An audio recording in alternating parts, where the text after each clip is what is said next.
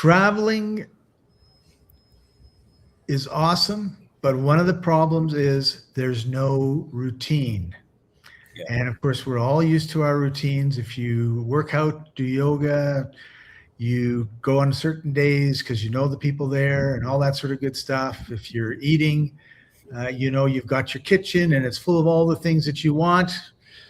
But when you're traveling, you put up with the local coffee shop and the local restaurant and get a little bit off your diet. So we're going to be talking about how to deal with that and a whole lot more right after this. Retirement isn't the end. It's the beginning of discovery. This is the Elder Nomad. Let's explore the world together. Adventure has no age limit. Live your dream life. And now let's get started.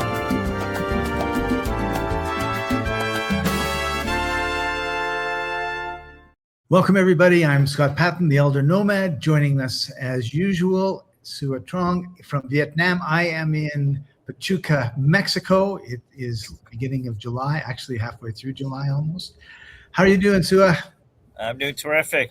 Wonderful day today. And I got my cafe soda, which is popular. It's actually a coconut one. So it's a coconut coffee. Awesome. All right. So one of the problems that people have when they're traveling, when they're slow traveling, or when they're not going away for a vacation. When you go away for a vacation, you have a whole bunch of other health issues that you have to deal with, usually starting with alcohol. But when you're slow traveling, or you've moved to another country and you're moving around a lot, health is an issue because Yes. you have you're on the ocean and then you're 2,000 meters up in the mountains. It's hot at the ocean. It's cold in the mountains. You're in cities maybe that the air is not that great. Yes. Medellín often has poor air. And then you're bouncing around so much. And then all of a sudden your body just says, I'm not bouncing around anymore. I'm going to go to bed for a couple of days. Yep, definitely. Yeah, I mean, in Ho Chi Minh City, when on a busy day that I'm outside, I come back and I really have to blow my nose and my face out because they're all smog. So you really have to get yourself face mask covered. It's not COVID, but this is helps cover for the suit. The suit, yeah. Yeah. But you're right. I mean, when we travel often, especially when doing jumps between cities and countries, I find that the biggest sacrifice that takes a hit on is because the odd hours, it throws you off and you're too tired, you're beat up and maybe mentally exhausted, but not physically tired, right? But you're mentally exhausted. You don't want to go to the gym. You don't want to go running anymore. And just like you, I think when you're in like certain parts of like Medellín or Mexico City, for that matter, you don't want to go jog outside. It's like, holy crap, it's just polluted, right? Right. I had the same problem when I was in Jakarta when doing the COVID area. Was better, but before that and after that was horrible. Like you couldn't go jogging more than like 2-3 blocks and your eyes starts watering like crazy. Start crying because it's soot. Right. I didn't realize it, right? Until I come home and watch it. I was like, God, I'm only out for like a few blocks. I remember going to Bangkok 30 or 40 years ago, I guess. And I would go around the block, walk around the block, and then I would just go like this. And I would yeah. Black. I was just like, oh man, this place is awful. Yeah. Much better now. It hasn't got better. It hasn't got much better, but now it's better because of pollution control. The exhaust pollution control. It's more fuel efficient, etc. Yeah, and imagine if you grew up in there and you lived there all your life. That's no wonder they're. Yeah, it's tough. Problems. It's tough. So, what do you do when it comes to? Let's start with solid food first, right? Like, do you always look for a place that has its own kitchen and then you just buy a bunch of groceries, or just all doesn't matter? Yeah, it's funny when we travel. One of the things that my fiance does is she looks for restaurants. She looks for grocery stores, like wherever we can get food from locally. How far away we are. If we're like so far from the city, then it's like, well, this is going to be bad. it's going to have an impact on what we can buy and sustain when or stay there. Then we are heavily reliant on the resort food or just in that apartment area. Then it's going to be horrible, right? And Right. who went to do grocery shopping when they're on a vacation trip, right? Right. Well, I guess that's the thing you have to decide. Yeah, First of all, is a trip a part of my travel trip, which is part of my lifestyle, or is this we're taking a break and exactly. It's more of a concerted effort to really look at strategically where you can stay, not just like is this going to have a 5-star pool or it's going to have 5-star rooftop bar. No, we don't even look at that anymore. We look at what food is available around that area. it's like it's the weirdest thing ever when you go. that's It didn't used to funny. be when we were living in one place in Vancouver, right, and then travel abroad. But now that we're traveling occasionally, constantly, so it's like, okay, this area's food sucks. Let's find a different area to stay at. That is so funny you bring that up because I'm in the process of planning my trip to Kenya. So Mm, when, that's gonna be tough. in October, I plan to be in Kenya, Yeah. and I have a plan to get from Mexico there that is convoluted, but it'll work. And so I'm looking like, where am I going to stay in Nairobi, and how long do I want Mm, to stay? And I really mm, like going to Mombasa mm. because um, there's not a lot of factories or manufacturing or anything like that. Less It's pollution. less pollution. It's right Yeah. on the ocean. And so, but I haven't thought about Mombasa yet. I'm just focusing on Nairobi. So now this is, as far as Scott's concerned, it's going to be 3 or 4 days that I'll do some work on my computer, but it's more of a vacation vibe. Mm. Okay. So what was I looking for? Rooftop pool. And Like this? Hold on. This is a great segue in a bit here. Like there, that's my whoa, type of rooftop pool. I gotta come visit you. Yeah, we're on level 35. So it's a good thing that you mentioned that. That's what you should do sometimes when you travel because we have to be reward ourselves That's right. to like this is the place I work out, but it's also a great reminder. I need to go swimming. I need to go work out. That's what this basically is like. Right. Out of So sight, out of that's a mind. really important principle right there is Yeah. you set yourself up for success. Right? Yes. Yes. Like one of the things I love to do is walk. And when I'm in Colombia and I'm in Medellín, I stay in an area called Laureles. And it's an older area and it's flat. But Mm. the flatness is nice and convenient. But the best part of it is the trees are massive and they're huge and then they go up. And so when you're walking down the streets, You can enjoy.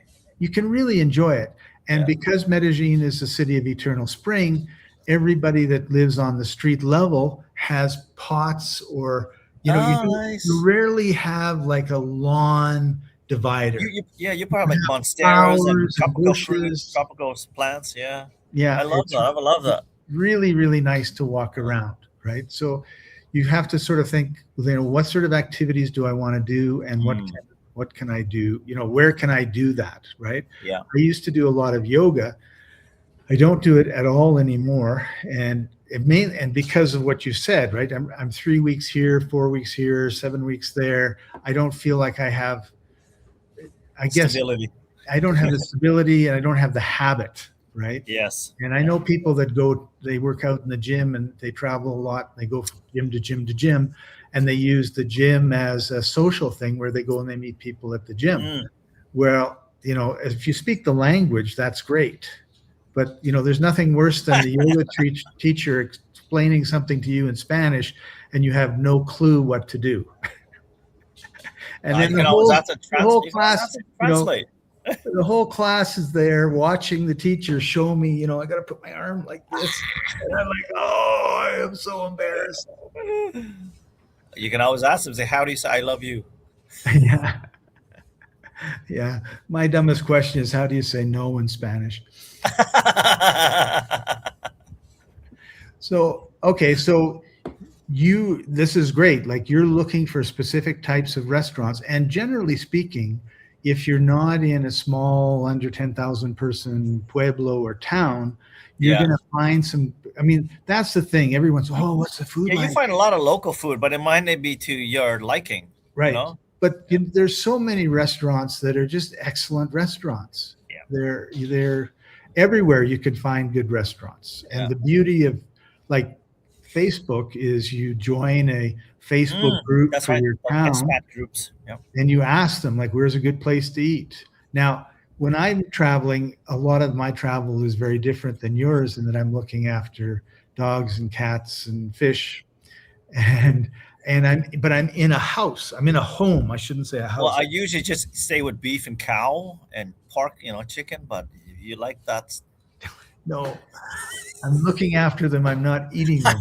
I'm just Yeah, I know, but what the advantage is that there's like 30 spices in the counter. There's 10 different types of pans. There's Oh, all that's sorts of- right. You get to live there. They have all of that readily. They Yeah. have all that there. So Is when that, that's when cool. I'm That's way better than Airbnb places I've been to. yes, They might have salt and pepper. most of the ones I've been to have 2 forks and 2 knives and 2 spoons. Yeah. And it's just like, oh. And so when I come to a place, like my staple diet is a couple fried eggs. I like a fried egg sandwich because I'll get alfalfa sprouts and I'll put that in the sandwich, and then a couple other staple type dishes, dumplings, like Asian dumplings, like they're frozen. You just boil them and then you put some hot sauce on and away you go. So I kind of find that I fall into that routine, which is great because I try to make sure that there's no ice cream in the freezer. Sometimes I have to use 3 or 4 liters to get rid of all the ice cream, so there's no ice cream to tempt me. And tempting, eh? That's right. Yeah. And then then I try to have this good, it's relatively low carb, but home cooked meals that have, like farm raised eggs and coconut oil instead of seed oils and that sort of That's gonna be tough if you go to Mombasa or somewhere like. Well, then it depends how long I stay and where I stay, right? If it's an apartment type place or if it's a resort type place. And I usually get Airbnbs and so I have a little bit of a kitchen and I can do that. Yeah. I think I've seen a lot of beautiful places in Africa, especially the developed area centers where they're trying to lure expats.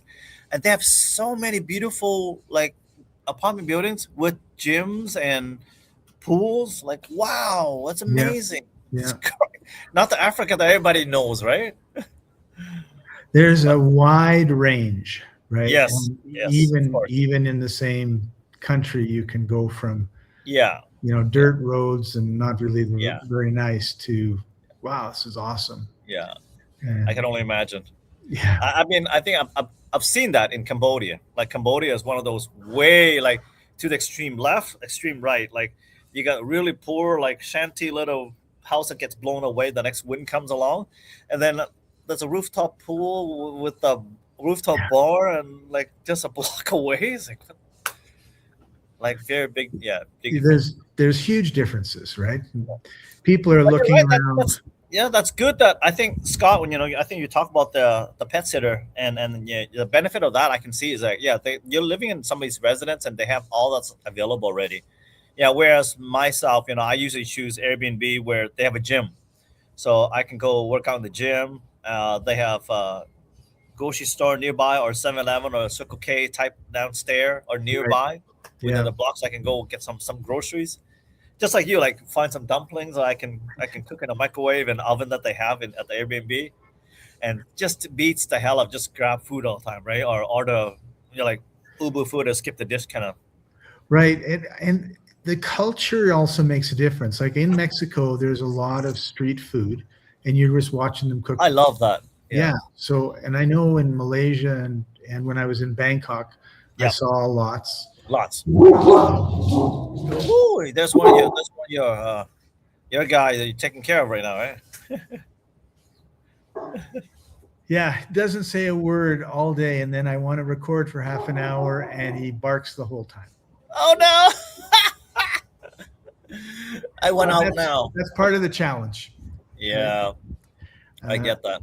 So yeah, so I think one of the things to think about where you're going is like, what is the street food like? Now, I know one guy that says I will never eat street food because I got so sick once, and I know another guy that says I eat street food like 5 times a Yeah, week. I I eat street love food it. all the time. You know what I found out because I used to work in the restaurant industry, and I know how food contamination works, and I know where you can get affected and how you get affected. I think a lot of people don't understand is that the cooked food is not the scary part. It's the food handling is the scary part, right? You look at the people that handle the food, and you look at the stuff that they use in utensils and the plates and stuff and the glasses even. People are like worry about the ice in the glass, right? For example, I said that's not the part you should worry about. The part you should worry about is their paw, the greasy paw, the dirty hand. They're holding the glass, and you're sipping directly from there. You're licking off the bacteria and the germ that that person's finger landed. Exactly. All right, it's not the ice. So people don't realize that. I think when we travel, I think with what this episode is about is to stay healthy, stay fit, eat well, right? And one of the things is like, yeah, don't eat out all the time because really at the end of the day, there's a lot of MSG in all the out cooking food. Like Africans use MSG like crazy too, Yeah. right? Yeah. Colombians use MSG too. Thanks Chinese guys, Chinese descendant ancestors that put all this stuff all around the world, right? It's universal. But I've seen in some country like Malaysia and Bangkok, they just sprinkle that stuff on like it was. What are you doing? Right. That's Right. MSG, that's not sugar. Yeah, you have more control over what it is that you're eating. And that's really Exactly. important. Yeah, that's why I occasionally like this week we ate like 4 times at home. Normally I would eat like six times outside. Right? Right. 6 days, but no. Yeah, it's good to have that. But So I that think brings up another point is Yep. eating out 4 times a week in Vietnam is very different than eating out four Oh, times big a time. week in New York City. yes, yeah. Here you have real food because they actually sell like culturally like KFC, McDonald's is not acceptable here yet. That's why they're doing Yay. horrible. They're shutting down McDonald's left and right here. Good. Like they didn't do well. Pizza, however, they start to like, which is like I don't know. It's not a good thing, but occasionally I like pizza too. So you get some really good pizza now. But what I want to say is like maybe in Colombia, Mexico, maybe I don't know about Mexico City, but in generally, and further away from the big city, the food is better. It's more localized food, cultural home cooked style meal, right? The restaurants are not fast food. The restaurants are slow cooking. Yeah. You're sitting there actually waiting 20, 30 minutes for your food. And that's the way that it should be. Growing up, that's what we did. We would Yep. wait 20 minutes for our food. We knew the chef Yep. was or the cook was Yep. preparing It's the gonna take food, time. Yeah, first not in, first throwing out. it in the microwave. That's really important. All right, we're going to take a quick break, and then when we come back, we're going to be talking a little bit about courses and things that you've got going on. We'll be right Sure. after this. This is the Elder Nomad Show, hosted by Scott Paton. Adventure has no age limit. Can you tell I've been playing around with AI? I love No, that. I love it's a that. real lion. It took me years to train him how to say that. I love that. It just goes to show, right? You can train old dogs new tricks. New tricks. That's right. That's right. So yeah, I had some fun with that, and I made 2 more. So you're gonna have to tune in the next 2 shows in order to see them. Oh, that's awesome! So I got to get on this video thing. I think Heijen and Sora and a whole bunch of other tools I've seen people using. Yeah, And it's- Higgsfield, I heard about it too. It's like, wow, you guys, that's amazing. I'm trying to keep it down to just like 2 or 3 AI tools. Yep. And for video or for audio or for general things, because it's just crazy. And I think this is really important when you're talking about planning your life, in that there are so many shiny objects, and and we're in a stage of evolution where there's a big change. Like a year ago, Oh my, you couldn't get a lion to talk. I couldn't get a lion Yes, to talk, right? yes, yeah, so And true. and it was really bad quality and jerky and Yeah, all yeah, it shows really bad. Yeah. 7 fingers, right? I remember that. I remember that. Yeah. But today's improved so much like that. It looks so realistic. And And it's it's like, getting oh, really easy. So your creativity is being able to be expressed because you can explain what it is that you want, that you want to see. Yes. and you will get the wrong thing, but that will teach you how to get it so that it gets closer and closer to the That's right right. thing. Yeah. And it Yeah. just takes time. Yeah. But yeah, so You're right. There's so many tools. Like there are a lot of stuff that I haven't used. Like somebody says, I have not touched Grok. I haven't touched Grok. Most of the stuff that I've used, like ChatGPT and Claude, for my work. Right. I've A been lot of what resisting Claude because, I don't want it. But I do more creative things, and they keep it's telling different. me Yeah. it's Claude is different. meant more for people like myself, analytical, do a lot of analysis, do a lot of due diligence or like what I teach anyway, right? The workshop that I teach, we leverage that because when you reading a report that's 50, 60 pages long, and then there's 11 of them on this one file, one deal we're working on, your eyes gonna be like, I've had Yeah, enough. I want to shut down. I want to go sleep, right? When you reading lease agreements, they're like dozens of pages, like same 50, 60 pages long lease agreements, and there's maybe 10 of them. So yeah. do you really have that much time to read this stuff anymore? Well, and Right. you So better make sure that there isn't something hidden in there that's going to put exactly. you. And when your mental capacity have diminished over the day, during the day, after the third lease agreement, you just like, oh, I don't want to read this anymore, and then you just put it aside. And time is an issue, right? So now you have a time crunch issue, and your mental capacity just shut down. I don't want to read the fourth. I got 8 more to go, right? So I was like, Train Claude to do it for you. that's exactly what we did.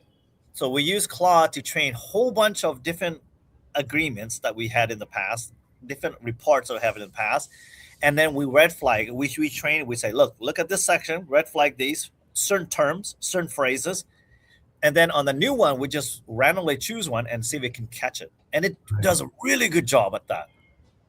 Right? Awesome. Yeah. So it can reduce hours worth of work down to 2-3 minutes. Yeah.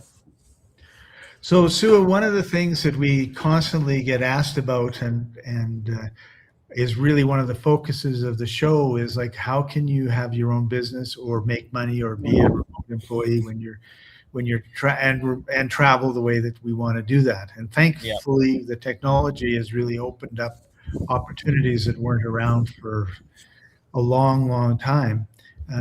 And one of the things that a lot of people do is teach. And so there's a lot of teaching English, teaching Spanish, that sort of stuff. I know a fellow who was 20 years in China teaching English at a Chinese school, and it was just an amazing experience for him. But let's talk a little bit about some of the courses that you're putting on, and and maybe why you feel like they're growing. You're getting very, very busy, and what is sort of pushing that along, because a lot of people make courses, and one person spends $19 and buys a course and doesn't finish it and gives you a bad review, and that's the end of your business. Yep. You've obviously cracked the nut, and let's talk a little bit about it. What I do believe is that yeah, there's so many courses people teach just to make money on teaching courses, right? But then you have a lot of people who take the course and then they, well, I can't monetize it, right? Either there's too many people doing it. That's probably the hardest thing ever. Like, remember when currency trading came out? Everybody and the dog was doing currency trading, and even my youngest brother was doing it. I said, oh, there's no money in that because it's like such a small portion. And the more of you guys are doing this, when your janitor knows how to do currency trading, that's a sign that that's a bit too late, buddy. So I believe it's I heard it differently. I was like, when the Uber driver is telling you about stock tips, stock tips or the USD CAD spread, or the Japanese yen versus the Swiss, whatever it is, like, Yeah, not to get in. you bet, you bet, and that's it. There's just so what I looked at is that if you have a high ticket offer, something that very few could have the capacity to figure out and have the time to spend to invest in it, and it can't be taught over the weekend. That's the thing. Currency trading can be taught over the weekend. Stock trading can be taught over the weekend. It's just we look after these, these candlesticks and all that stuff and software enabled. So it's like, okay, that means anybody can do this now, right? What I teach is commercial financing, which is like less than 3% of the population can confidently and competently do. 3% of my entire industry. So there's Right, like not the general population. no, not general population is like zero, Yeah. like close to zero. So if my mortgage broke in general, like for example in Canada, there's like 30,000. In US, it's 300 grand, 300,000, right? So 3% of 30,000 is how many? 900, Yeah. roughly. So you got 900 people serving 40 million people across Canada in commercial deals, in small business financing deals. That's no way That's a now. good opportunity. Yes. That's yeah. what we call that, a blue ocean. Yeah, and it's because the barrier of entry is very high. The barrier of entry is very high, meaning that nobody's doing this. Nobody wants to teach. Nobody wants to create the competition. The payback is quite high too, right? It's like a lot of my graduates, like when they within 60, 90 days, they make 20 grand, they make 30 grand, they make 35,000, 37,000 even, right? Yeah. So that's Yeah, the thing. you can make a good living, but you've got a lot of hoops you've got to go through. Yeah, I mean, for my workshop, it generally takes like 7 weeks to go through to be enough to do 80%, to be, I would say, knowledgeable enough to be dangerous, right? And we offer the entire year as mentorship so that they can always count on me for support, for second eye. Here's the deal, Sue. I understand. I did the summary. I understand the whole deal. Here's the loan request. Can you look at through it? So you get a second set of eye who's the expertise at it, right? It's like being a medical doctor. Anybody can be a nurse, but to be a medical doctor is one thing, and to become a brain surgeon is another thing. I bet it's the same number applies. There's less than 3% of all the doctors are brain surgeons. Right. Right? Yeah. So Or an ethiologist, yeah, the person that puts you under. yeah. Anybody who's a specialist, that's where the money is. I guess that's what I'm trying to say. So if you got something, that is glossing it over and not giving you enough credit, Sua, because it's not just it's not just anybody can do it. It's you have to pick the right industry. yes, You pick an industry that's got lots of money in it, right? Where Yep. if it was, I was going to say Pokemon cards, but Pokemon cards are really going through the roof again. it's But crazy. It's But trends are hard. Trends are hard to get in and get out. Yeah, you get burnt, right? you can get burnt, and but so many people do like yoga. I want to be a yoga instructor. You'll never So many of them, Bali. So many. You'll never be a multimillionaire yoga instructor because the chances of you being Richard Branson's yoga instructor is 0 and 0. So Yeah. where there's a lot more money if you want to teach them. There's opportunity there, but really that's not. You see a lot of starving yoga teachers and starving. Yes. teachers. Yeah. What I think what you're trying to say is the demand has to be there to pay. The for demand those. has to be there, and the dollars have to be there. Yep. Like you don't buy a $10 office building, right? It's Yep, a $10 million office building or $100 million office building. Yeah. And I was watching Grant Cardone this weekend. He did a full day thing, and I was like, I've raised $3 billion, and I was like, holy smokes! Yeah. And he said something really, really smart. He says, if you have this big project, it attracts a lot of people because it's exciting. And so Yes. he didn't he's all about huge office buildings, huge apartment blocks and not single family homes. And the people that I deal with a lot in the real estate field are people who buy and sell single family homes. But you Yep. know, he's talking about raising $100 million. And Exactly. my client, who's a real estate investor, talks about raising $100,000, right? It's a big, yeah. You know, I think it's a niche play too. So I won't dismiss people like your friend, because I used to run he's making a good income. Exactly. I used to run the Synergy Real Estate Network, and I see that even people who specialize in a smaller niche, because the big guys don't want to touch it. And that's what I teach too. Like $10 million deals plus, it sounds great. It sounds a lot of more money and commission. Yes, but there's a lot more competition at that level because everybody wants a bigger commission. So nobody's helping the lower players, the smaller player, just like your friend is. Yeah. Right. So nobody's helping the small time investor. He's in a town of 40,000 people. Yeah. He does 3 deals a month in a town of 40,000. Yeah. Because nobody's touching that. Yep. Nobody wants to have anything to do with it. So if you're willing to work and you're in an industry or a category that has money, like lots of money to spend, or it's high ticket, right? We're $100,000, $1 million houses, then you can make it go. But a lot of people, they say, I want to teach AI, right? So first of all, everyone's doing that. Plus AI is $20 a month. Yep. So how are you going to make, how can I convince you to give me $1,000 a month when the tools you use is $20? I keep telling everybody, find the leads, find the customers for the business owners using AI. That's how you make money. Right. If you can show a business owner how to do that on their own, that's how you make money with AI. Or do it for them. Yes, especially do it for them. They got no time to learn. Like there's no way. Yeah. Like if I have to start over to learn AI again, I got no time for that. Right. That's right. Okay, so getting back to your courses, I think we've hit on. Yeah, some I got. points. You know what?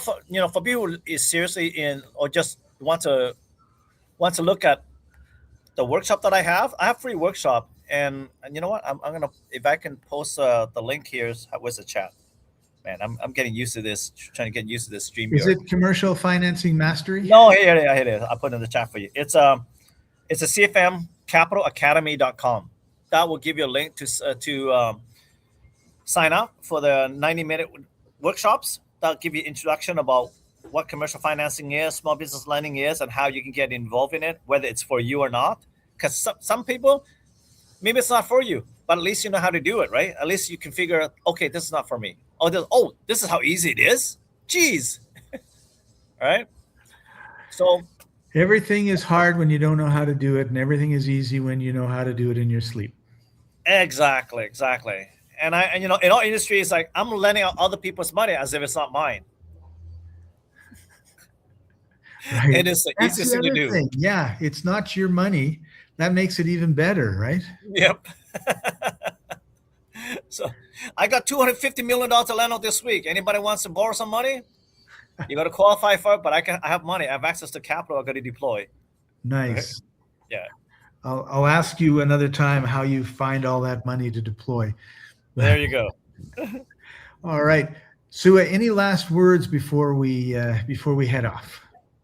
I think fear is false evidence appearing real, guys. Just do it once, and the death of fear is certain. Right? Yeah, I'm living proof of it. From skydiving to traveling to country during COVID, the worst hit country during COVID, and I survived without being COVID, right? Without getting it. And it's not rational. Like it is. It is not rational at all. It's irrational.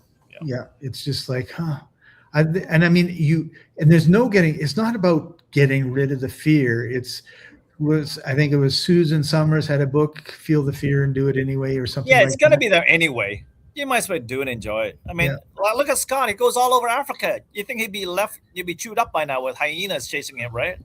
And all those from Nigeria. Oh, Sua, I stayed outside the Kruger National Park in South Africa. And it was tents. Like it was a tent place, right? And they had the entranceway in the loungy sort of area. lounge is like not a lounge, but a place. Yeah, where you I think you told me about this. Like live animals going through it, like yeah. literally Yeah, we lions had and wild tigers. pigs. They had a pool in the middle, and we had wild pigs, turtles floating up, and a couple other animals came by. But these are tents. Now they're not the tents like I camped when I was a kid. It was like paper thin, but they're still. It's a tent. So It's in the middle of the night, the protective tent. hyenas come by and they're doing their laugh, and it's like Oh my God. they're like right in my face. Except they're on the other side of the wall. Yeah. And I was freaking out. Like, why couldn't you guys have told me, No warning. And it does not sound like anything you've It's ever not heard. pleasant. Yeah. It's not like anything you have ever heard. It is laughing. It's I heard it on hysterical. YouTube and it doesn't sound pleasant. So No, I can it's only not pleasant imagine. at all. Yeah. I was terrified. Yeah. But even now, when I go on a flight, I have this fear. The fear is my ticket's going to be wrong. I'm going to be at the wrong time. It's they're not going to let me in the country. They're not going to let me out of the country. And and I just feel all this stuff. And that I say this one thing to myself, which is millions of people have gone from Hanoi to Manila and no problem, Scott. So there probably won't be any problem for you. That's right. and unless and that's been the case 100% of the time. And the only time it wasn't the case was when I was a day late. Yeah. You're not in there. Yeah. Here's my ticket. I was a day early. Yesterday. Your flight was yesterday, Mr. Paton. Yeah, I mean, I've visited 33 countries. I've only not missed, but yeah, we kind of missed, but they took care of it, right? The airline took care of it. I've only been delayed once inside this airline in Vietjet in Vietnam. It's the worst reputation for getting delayed. I've only been delayed once. I've flown on them for dozens of trips. Oh, good. So that's awesome. Yeah. Yeah. When you look at the total number of flights that are going, just to put a bow on it flying, has to happen statistically. Well, not only that, when you look at, what is the percentage of bad flights? And Yes. of you being on one that's bad is pretty low. That's right. It's very low. It's very low. It's not even 10%. It's like a couple percentage points only. Yeah. And because they get hammered. People love to share their city and their country, So when you go, they're excited to see you. It's awesome. Come see Vietnam, come see Bali, come see Thailand, come see Cambodia. Come see Mexico. Mexico. I'm heading down there in January. So that's right. Oh yeah. We'll see if we hit you down there when I'm down there. Yeah, we'll have to see if we can coordinate that. I think we can. Worst case, we might hit to Colombia together. We'll fly together, or Argentina, or wherever. It doesn't matter. That's right. I'll be flexible. We'll have a dream trip for a month. Definitely. Okay, awesome. Thanks for inviting me on the show again, my friends. Love it, Scott. Always good to talk to you. Thanks, Sua. I really appreciate you as well. Everybody, this has been The Elder Nomad. I'm Scott Paton. Thank you very much for joining us, and we'll see you next time. Bye. See you. Oh, adventure has no age limit.